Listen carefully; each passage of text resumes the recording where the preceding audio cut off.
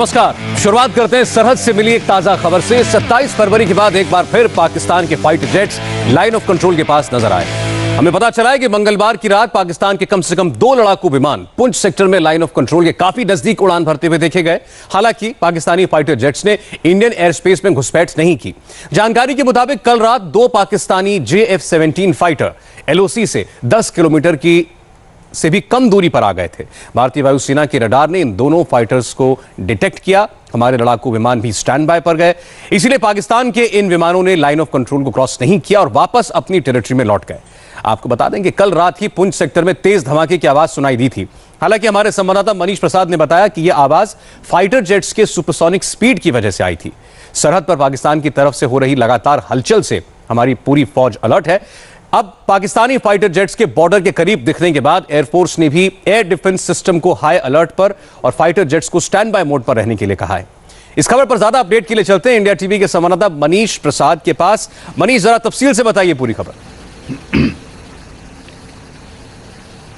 सौरभ, करीबन कल देर रात 11:30 से 12 बजे का वक्त था जब रावलकोट एक्सेस से, जो कि पाकिस्तान का इलाका है, पुंछ के सामने पड़ता है, वहां से सोर्सेस के मुताबिक एक रडार पे रिकॉर्ड किया गया, सिग्नेचर रिकॉर्ड किया गया, जो कि JF-17 लड़ाकू विमान है पाकिस्तानी एयरफोर्स का, उसका था। और ये धीरे धीरे नजदीक आ रहा था और 1.1 मैक की स्पीड यानी करीबन 1234 किलोमीटर प्रति घंटे की स्पीड, या आप आम शब्दों में कह लें 343 मीटर पर सेकंड की स्पीड से ये तेजी की तरफ, भारत की तरफ घुसने की कोशिश कर रहा था।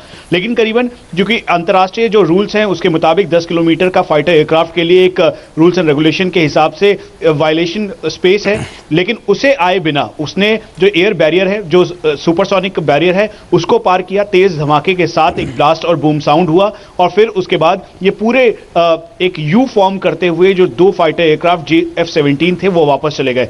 सौरभ, इसमें जो सोर्सेज हैं वो इस बात को बता रहे हैं कि उनको पता था कि कॉम्बैट एयर पेट्रोल भारतीय वायुसेना का इस समय पूरी तरीके से मुस्तैदी के साथ यहां पर तैनात है और साथ में रडार पे सिग्नेचर पूरी तरीके से मिल रहे हैं।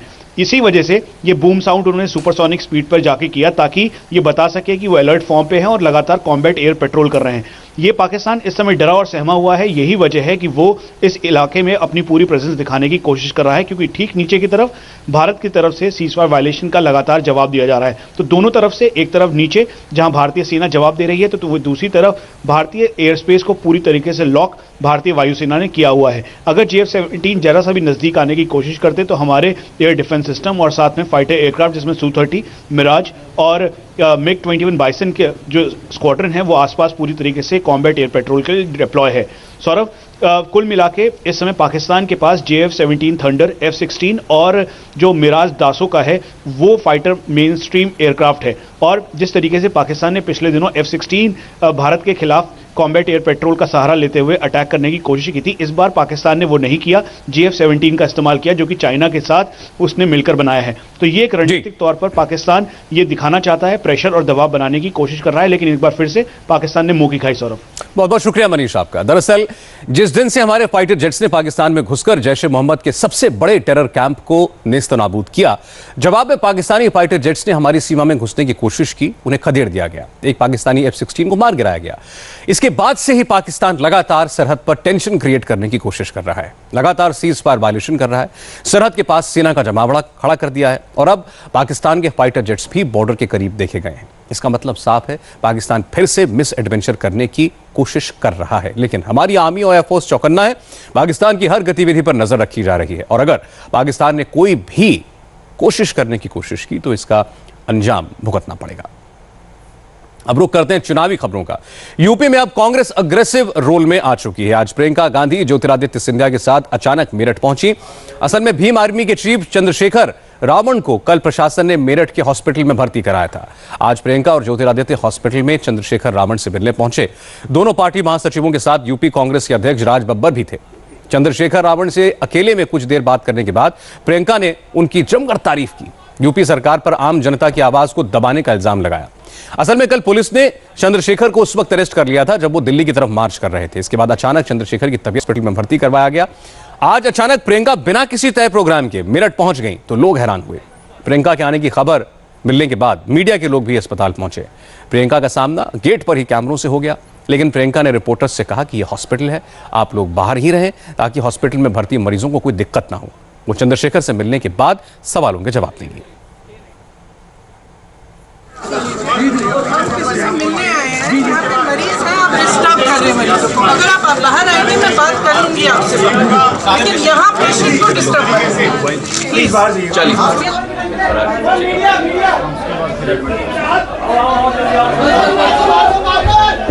ये क्या कर रहे हो भैया, तुम बाहर जाओ। नहीं चलिए बाहर जाइए,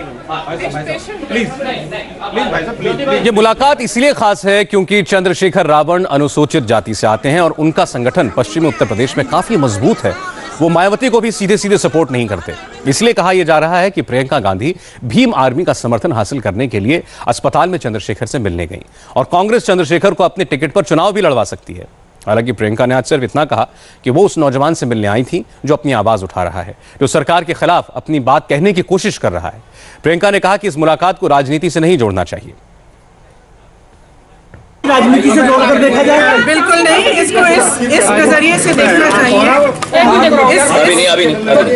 इस नजरिए से देखना चाहिए कि एक युवा है, नौजवान है, संघर्ष कर रहे हैं और अपनी आवाज उठा रहे हैं और समाज से ये कह रहे हैं कि मेरा दर्द सुन लो।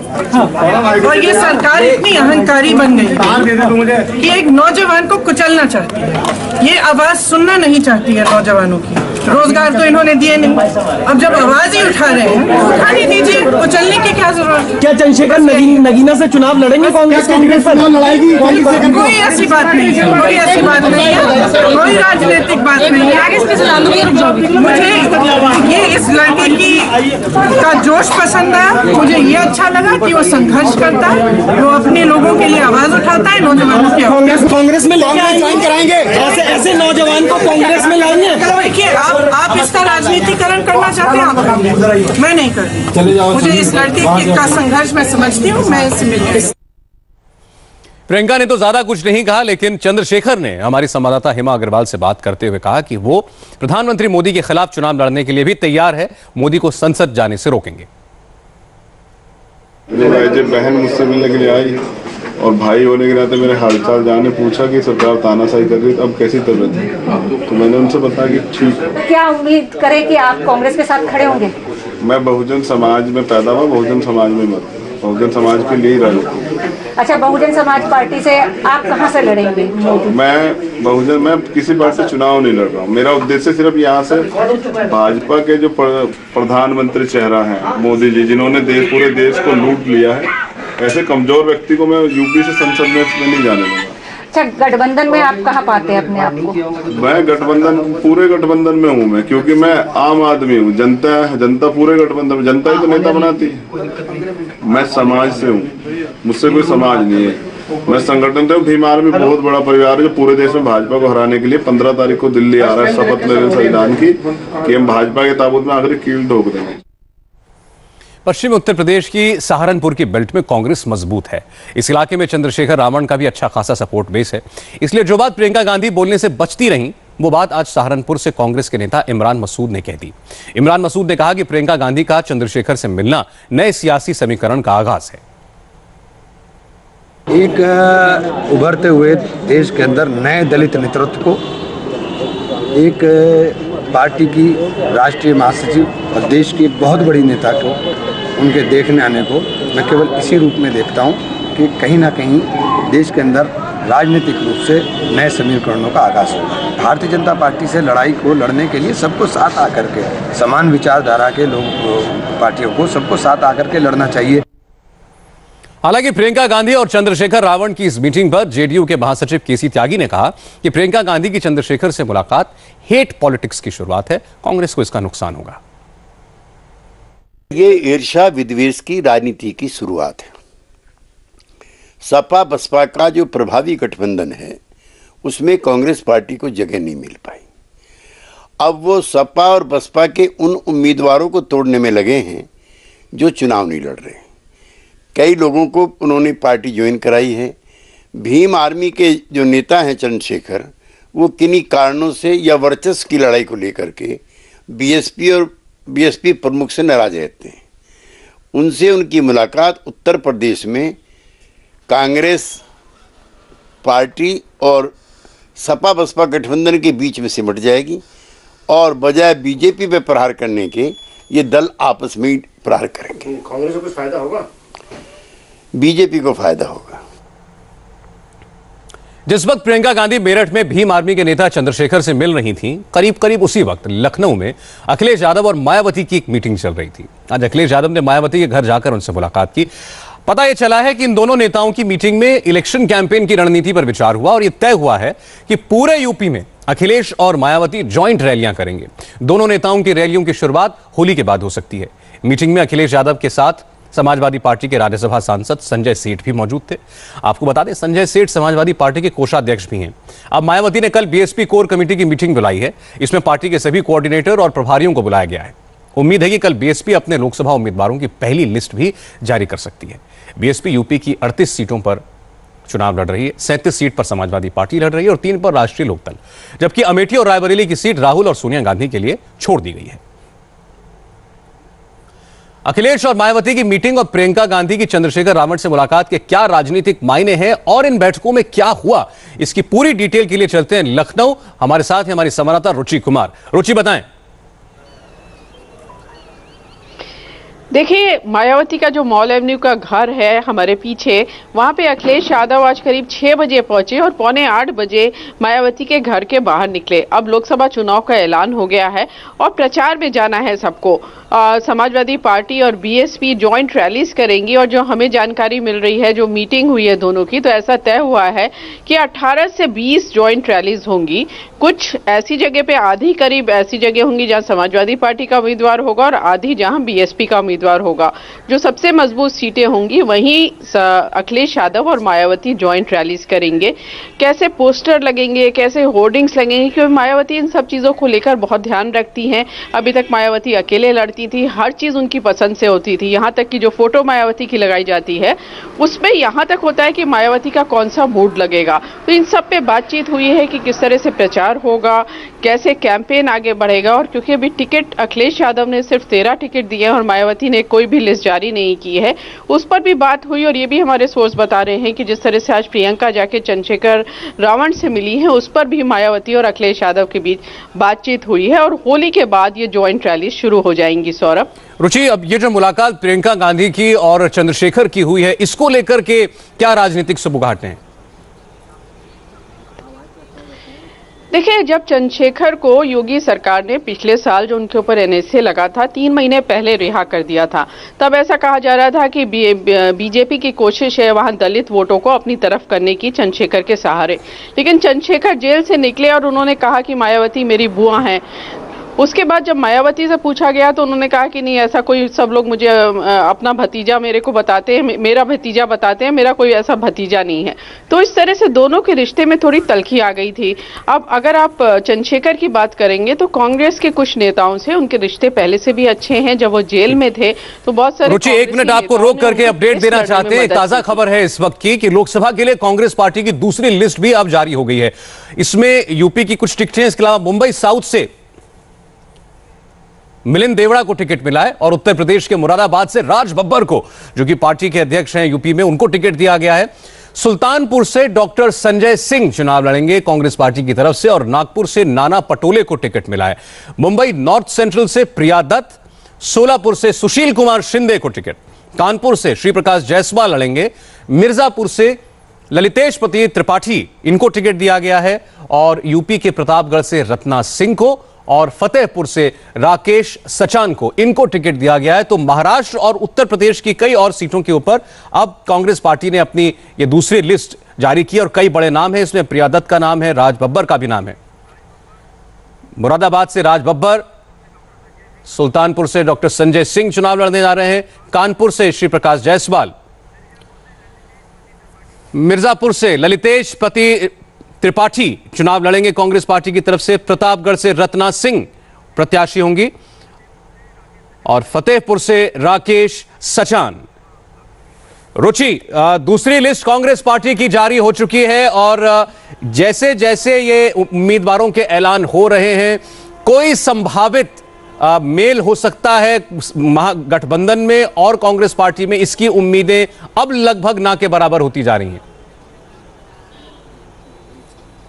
देखिए, अगर आप समाजवादी पार्टी, बीएसपी तो शुरू से बिल्कुल तैयार नहीं है कांग्रेस के साथ गठबंधन करने को, क्योंकि मायावती का अच्छा एक्सपीरियंस नहीं रहा है। मायावती हमेशा कहती हैं कि बीएसपी ने जब कांग्रेस से अलायंस किया यूपी विधानसभा चुनाव में, तो बीएसपी ने अपना वोट कांग्रेस को ट्रांसफर करा दिया, लेकिन कांग्रेस अपना वोट बीएसपी को ट्रांसफर नहीं करा पाई। इस लॉजिक के साथ वो कभी भी गठबंधन को से तैयार नहीं थी कांग्रेस के साथ। लेकिन अखिलेश यादव का थोड़ा सॉफ्ट कॉर्नर था, लेकिन वो भी तैयार नहीं है किसी भी रुचि, आपको रोककर ब्रेक से पहले मैंने आपको दिखाया कि प्रियंका ने यूपी में कांग्रेस की रणनीति के मुताबिक काम करना कैसे शुरू कर दिया है। चूंकि प्रियंका गांधी एक्टिव पॉलिटिक्स में आ चुकी हैं, चुनावी रैलियां भी कर रही हैं, इसलिए बीजेपी प्रियंका पर पहला हमला किया स्मृति ईरानी ने। स्मृति ईरानी ने एक न्यूज वेबसाइट की रिपोर्ट का हवाला देते हुए कांग्रेस अध्यक्ष राहुल गांधी और उनकी बहन प्रियंका गांधी पर आरोप लगाया कि प्रियंका के रिश्ते भी आर्म्स डीलर संजय भंडारी और कई मामलों में आरोपी सीसी थम्पी से जुड़ रहे हैं।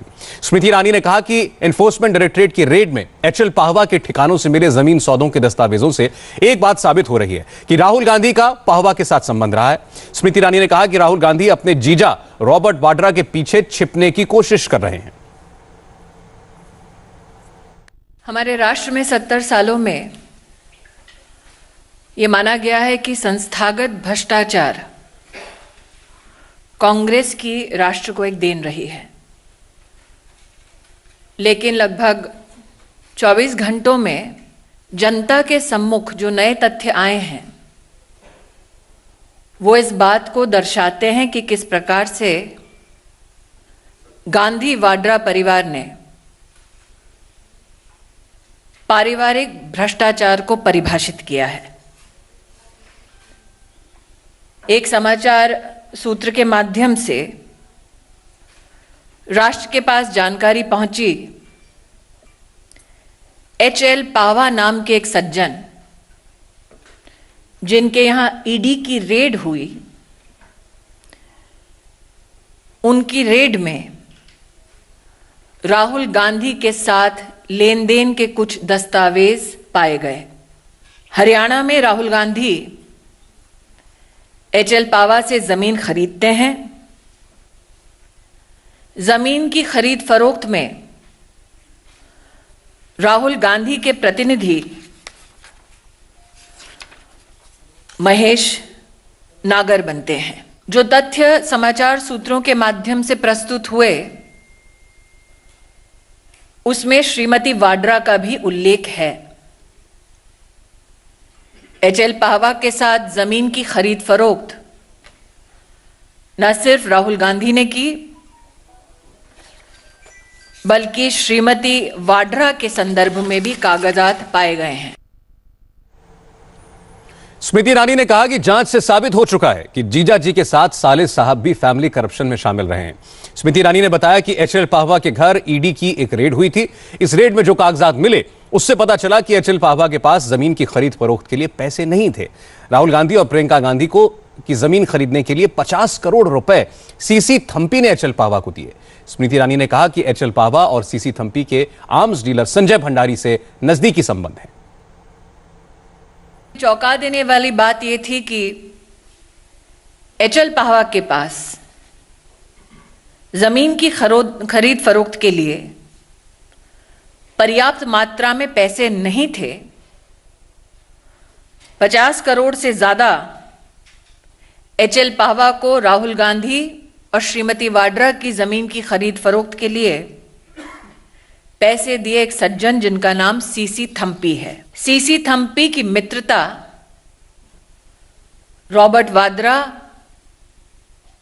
आर्म्स डीलर संजय भंडारी के साथ स्थापित हो चुकी है। साफ नजर आता है कि यूपीए की सरकार के वक्त पेट्रोलियम से संबंधित एक सौदे में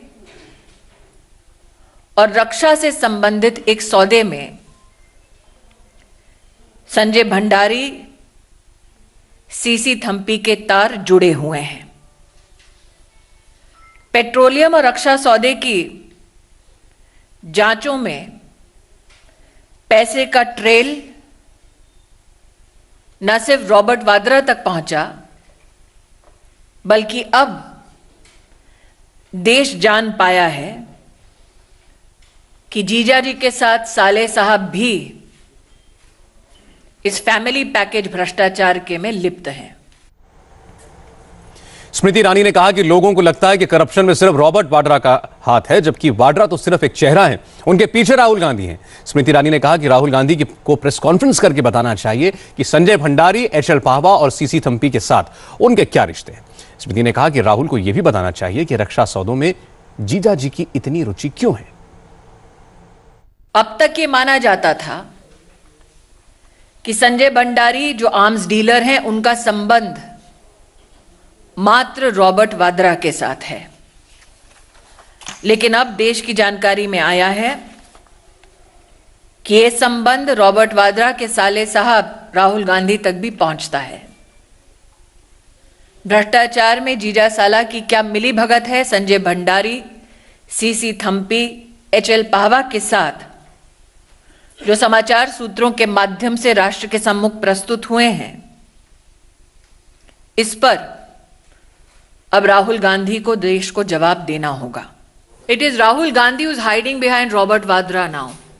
इट इज टाइम दैट साले साहब को, जो भ्रष्टाचार में राहुल गांधी ने अब तक लांछन सहने दिए, साले साहब खुद जनता के सामने और बताएं कि रक्षा सौदों में उनकी इतनी रुचि क्यों है। साले साहब खुद अब जनता को बताएं कि क्या देश की सुरक्षा को चंद रुपयों के लिए, लैंड के लिए राहुल गांधी ने क्या शहीद करने का प्रयास किया। अब आपको बता दूं कि आखिर ये पूरा मामला है क्या। स्मृति ईरानी ने जो दावे किए उसके मुताबिक इस सियासी कहानी के दरअसल 7 किरदार हैं। राहुल गांधी, रॉबर्ट वाड्रा, प्रियंका गांधी वाड्रा, एचएल पाहवा, महेश नागर, सीसी थम्पी और संजय भंडारी। कहानी एचएल पाहवा नाम के शख्स के इर्द गिर्द घूमती है। मामला हरियाणा में एक जमीन सौदे का है। पहला किरदार यानी कि पाहवा जमीन बेचने वाला शख्स है। दूसरा किरदार यानी कि राहुल गांधी सीधे तौर पर जमीन नहीं खरीदते, उनका फेस बनता है तीसरा कैरेक्टर महेश नागर। अब नागर वो शख्स था जिसके जरिए चौथे किरदार यानी कि रॉबर्ट वाड्रा पर हरियाणा में जमीन खरीदने का पहले से इल्जाम चल रहा है। इस कहानी का 5वां चेहरा सीसी थम्पी है। दावा है कि इसी ने पाहवा के अकाउंट में जमीन सौदे के लिए जरूरी 50 करोड़ रुपए जमा करवाए। स्मृति के घेरे और डील की छठी किरदार है प्रियंका गांधी। आर्म्स डीलर और संजय भंडारी इस डील का 7वां और आखिरी किरदार है। संजय भंडारी वो शख्स हैं जिसके तार रॉबर्ट वाड्रा के साथ जुड़ने के संकेत हैं और जिसकी पहले ही ईडी जांच कर रहा है। स्मृति ईरानी ने तमाम आरोप लगाए, लेकिन हर आरोप के बाद यह जरूर कहा कि मीडिया रिपोर्ट के मुताबिक ये बातें वो कह रही हैं। स्मृति ईरानी के बाद उनके आरोपों का जवाब देने के लिए कांग्रेस की तरफ से उनके प्रवक्ता रणदीप सुरजेवाला है। सुरजेवाला ने कहा कि मोदी और बीजेपी को लोकसभा चुनाव में साफ हार नजर आ रही है, इसीलिए लड़खड़ा रहे हैं, भटका रहे हैं। जब अहंकार ज्यादा हो और ज्ञान की कमी हो और केंद्रीय मंत्री बनने का मौका मिल जाए फर्जी डिग्रियों के बावजूद, तो इस प्रकार की अनर्गल बातें लोग करेंगे। पर यह तथ्य हैं, हरियाणा में खट्टर साहब की सरकार है, दिल्ली में मोदी जी प्रधानमंत्री हैं, जांच करवा लें। आप लोग जाकर जांच कर लें। राहुल जी ने अपने पैसे से जमीन खरीदी, अपने बैंक अकाउंट से खरीदी, अपनी बहन को गिफ्ट कर दी और बहन ने वो जमीन दान कर दी विपासना साधना संस्थान को। तो इसमें किसी तीसरे व्यक्ति का क्या लेना देना है। तो अब दुर्भाग्य से मोदी जी अब के पास अब कुछ भी नहीं है, तो वो इस प्रकार की अनर्गल बात एक अशिक्षित और अज्ञानी व्यक्ति से करवा रहे हैं। इसका मुझे लगता है इलाज केवल इस देश की जनता ही कर सकती। स्मृति ईरानी ने राहुल गांधी पर यूरो फाइटर को लेकर भी गंभीर आरोप लगाए। स्मृति ईरानी ने कहा कि राहुल गांधी के आर्म्स डीलर संजय भंडारी से करीबी रिश्ते रहे हैं। स्मृति ईरानी ने कहा कि देश को समझ आ गया है कि रक्षा सौदों में राहुल गांधी का दखल सिर्फ अपने राजनीतिक हितों के लिए नहीं है, बल्कि अपने निजी और पारिवारिक हितों को पूरा करने के लिए भी है। यूरो फाइटर के प्रतिनिधियों से राहुल गांधी स्वयं मिले हैं। यह भी कहना उचित होगा कि वर्तमान में ईडी के साथ साथ बाकी जांच एजेंसीज संजय भंडारी पर जो इन्वेस्टिगेशन कर रही हैं, उनमें से एक डिफेंस के सौदे के संदर्भ में हुआ है। यह भी कहना उचित होगा कि राफेल की फाइलों के संदर्भ में जब संजय भंडारी की चर्चा होती है तो डिफेंस डिपार्टमेंट से फाइलें चुराकर डिफेंस कॉन्ट्रैक्टर्स को कैसे इंफॉर्मेशन दी जाए उसके बारे में भी संजय भंडारी का इन्वॉल्वमेंट पाया जाता है। ये भी कहना उचित होगा कि संजय भंडारी रॉबर्ट वाड्रा के मध्य में रिलेशनशिप पहले ही बेनामी प्रॉपर्टीज लंदन में है, उसके संदर्भ में स्थापित हो चुकी हैं। आज जो पत्रकार वार्ता हमने की है उसमें हमने दिखलाया कि रॉबर्ट वाड्रा का मात्र संबंध नहीं है संजय भंडारी के साथ, बल्कि पत्रकारों के माध्यम से जो जानकारी पब्लिक में आई है उसमें राहुल गांधी स्वयं एक आम डीलर के फाइनेंस के माध्यम से जमीन खरीद पाए हैं। ये तथ्य अब जांच एजेंसीज पर निर्भर है कि किस प्रकार से वो इन्वेस्टिगेशन के माध्यम से न्यायपूर्वक नतीजे पर पहुंचे, लेकिन राहुल गांधी को अब जवाब देना पड़ेगा कि उनके और संजय भंडारी के मध्य में ये विशेष रिश्ता क्या है। सुरजेवाला ने यूरो फाइटर को लेकर स्मृति ईरानी को तीखा जवाब दिया। कहा कि नफरत की आग में स्मृति ईरानी अपना सियासी संतुलन खो बैठी हैं। उन्हें पता होना चाहिए कि यूपीए की सरकार ने डसॉ एविएशन को डील का हिस्सा बनाया था। नफरत और बदले की आग में मोदी जी और उनकी चहेती स्मृति ईरानी जी इतने अंधे हो गए हैं कि वो अपना राजनीतिक संतुलन खो बैठे हैं। राफेल का सौदा तो डसॉल्ट एविएशन को दिया गया था, कांग्रेस पार्टी ने उन्हें L1 बनाया था, तो यूरो फाइटर कहां से आ गया? तो उनकी बात अपने आप में बचकाना और बेबुनियाद साबित हो जाती है। 12 दिसंबर 2012 को रक्षा सौदों की फाइल अगर उनके पास नहीं है तो मुझसे ले जाएं, एक कॉपी खोल के देख लें। उसमें L1, डसॉल्ट एविएशन और राफेल पाया गया है, ना कि यूरो फाइटर। स्मृति ईरानी ने आज जो इल्जाम लगाए दरअसल वो नए नहीं हैं।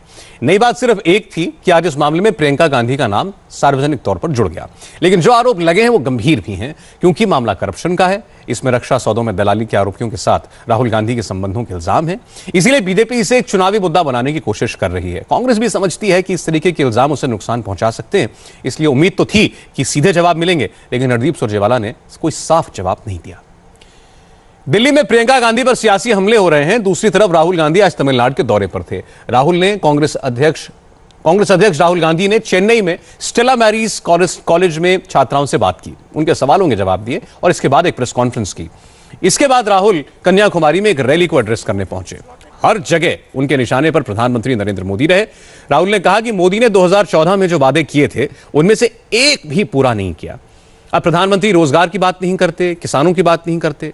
राहुल ने पुलवामा अटैक के लिए भी सरकार की नाकामी को जिम्मेदार ठहराया। उन्होंने राफेल डील की जांच की मांग की, लेकिन दिलचस्प बात यह रही कि जब राहुल ये कह रहे थे कि राफेल डील की जांच होगी तो इसकी आंच मोदी तक पहुंचेगी, उसी वक्त उनसे सवाल पूछा गया कि आप जांच के मामले में सबका नाम लेते हैं लेकिन रॉबर्ट वाड्रा की बात नहीं करते। उनके खिलाफ जांच होती है तो उसे राजनीति से प्रेरित क्यों बताते हैं? इस तरीके के सवाल के लिए राहुल बिल्कुल तैयार नहीं थे। किसी तरह घुमा फिराकर उन्होंने जवाब दिया और सिर्फ इतना कहा कि कानून से ऊपर कोई नहीं है, न प्रधानमंत्री और न रॉबर्ट वाड्रा।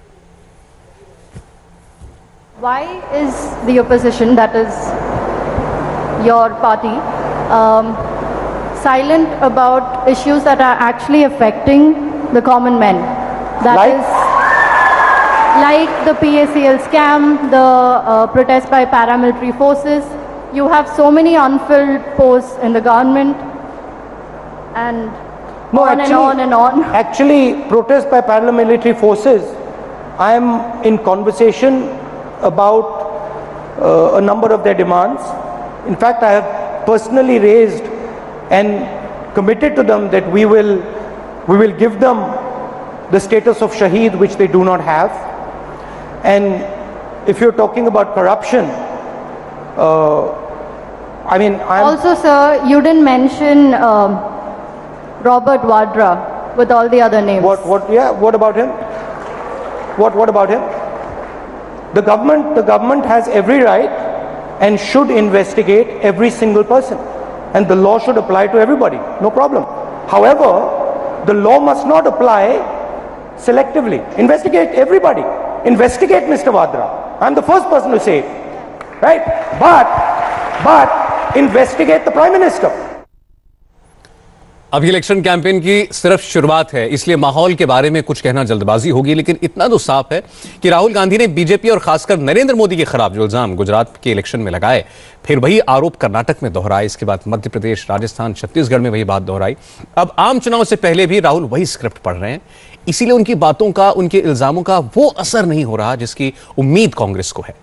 इसके लिए राहुल को अब नए मुद्दे खोजने होंगे, अपनी बात को कहने के अंदाज में भी उन्हें बदलाव लाना होगा। इस वक्त सबसे ज्यादा सियासी हलचल अगर कहीं है तो पश्चिम बंगाल में है। आज बीजेपी का एक डेलीगेशन इलेक्शन कमीशन से पश्चिम बंगाल की सभी पोलिंग बूथ्स को सेंसिटिव घोषित कराने, वहां पैरामिलिट्री फोर्सेस की तैनाती कराने की मांग करने पहुंचा। बीजेपी नेताओं का आरोप है कि पश्चिम बंगाल की पुलिस का रवैया तृणमूल कांग्रेस के कार्यकर्ताओं की तरह हो चुका है। वोटिंग के दौरान पश्चिम बंगाल पुलिस के रहते हुए फ्री एंड फेयर इलेक्शन नहीं हो सकते, इसलिए जरूरी है कि पश्चिम बंगाल के सभी बूथ्स पर सेंट्रल फोर्सेस की तैनाती हो। चुनाव आयोग आए बीजेपी के इस डेलीगेशन में रक्षा मंत्री निर्मला सीतारमण, स्वास्थ्य मंत्री और कानून मंत्री रविशंकर प्रसाद शामिल थे। रविशंकर प्रसाद ने पश्चिम बंगाल में हुए पंचायत चुनावों का उदाहरण देते हुए कहा कि इस दौरान करीब 100 लोगों की हत्या हुई थी। ऐसा लोकसभा चुनाव के दौरान न हो, इसके लिए एहतियातन कदम उठाने की जरूरत है। पार्टी की ओर से हमने ये मांग की है कि बंगाल हिंदुस्तान में एक ऐसा प्रदेश बचा है जहां अभी लोकल बॉडीज और ग्राम पंचायत के चुनाव में 100 हत्याएं हुई हैं, जहां पर जीते हुए लोगों को जाने नहीं दिया जाता, जहां पर ऑफिसर्स मुख्यमंत्री के साथ धरने पर बैठते हैं और जहां पर रूलिंग पार्टी के राष्ट्रीय अध्यक्ष अमित शाह का हेलीकॉप्टर लैंड नहीं करने दिया जाता, और तो और मुख्यमंत्रियों का हेलीकॉप्टर भी लैंड नहीं करने दिया जाता है। लेकिन ममता बनर्जी बीजेपी के इस रुख से खफा हैं। ममता ने कहा कि पश्चिम बंगाल की जनता शांति से रहती है, बीजेपी हिंसा की बात करके माहौल को खराब करने की कोशिश कर रही है, पश्चिम बंगाल को बदनाम कर रही है। I am really astonished, and I think they have become psychiatric patient now. I am sorry to say, every day all the agencies working with them. Even how you have seen the every phase of election, how it has been decorated by BJP. What is the cause to declare all the booths sensitive? Don't you think it's a humiliation, insultation? Why BJP people are very sensitive about Bengal? Why they are so scared? Why they are so afraid? वैसे ये बात तो सही है कि ममता बनर्जी ने जिंदगी भर वामपंथी दलों के खिलाफ, उनकी सरकार के खिलाफ लड़ाई लड़ी। उस वक्त ममता भी लेफ्ट पार्टीज पर सत्ता का दुरुपयोग करने, जनता की आवाज को दबाने का इल्जाम लगाती थी। उस वक्त भी पश्चिम बंगाल के चुनाव में इसी तरह हिंसा होती थी। ममता ने लेफ्ट की सरकार को उखाड़ कर फेंक दिया। तब उम्मीद यह थी कि अब पश्चिम बंगाल में हिंसा की राजनीति का भी अंत होगा, लेकिन ऐसा हुआ नहीं। ममता के राज में भी अभी वही सब हो रहा है जो वामपंथी सरकारों के दौरान होता था। शायद इसीलिए इस बार इलेक्शन कमीशन ने पश्चिम बंगाल में 7 फेजेस में चुनाव कराने का फैसला किया है। एक ब्रेक लेना होगा, ब्रेक के बाद आपको लेकर चलेंगे Feroz Shah Kotla stadium. Team India series तो हार गई, लेकिन किस खिलाड़ी को मैन ऑफ द मैच चुना गया, कौन बना मैन ऑफ द सीरीज, ये सारा अपडेट एक ब्रेक के बाद।